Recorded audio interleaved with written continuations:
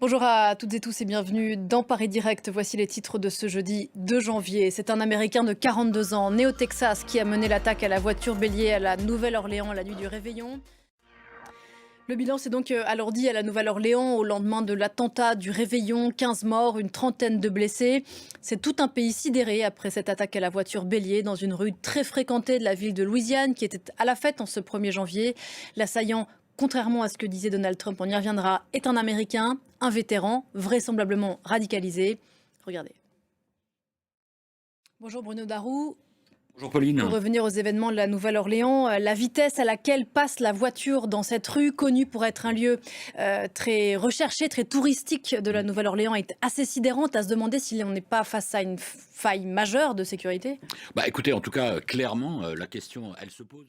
Maintenant, pour revenir à l'assaillant et de ce qu'on sait de lui 24 heures maintenant après le drame, un Américain de 42 ans, né au Texas, un vétéran qui est allé mener la guerre contre le terrorisme en Afghanistan pour l'armée américaine. Voilà, un homme, Bruno Darou, qui avait quand même installé à l'arrière de son pick-up loué un drapeau du groupe État islamique.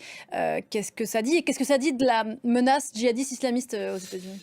Bah écoutez, Merci beaucoup Bruno. Voilà ce que l'on pouvait dire sur cet attentat à la Nouvelle-Orléans et l'état de l'enquête à l'heure où l'on se parle. Les suites à présent d'une autre enquête, celle qui concerne le crash de l'avion de la Jeju Air qui a tué 179 personnes le week-end dernier en Corée du Sud.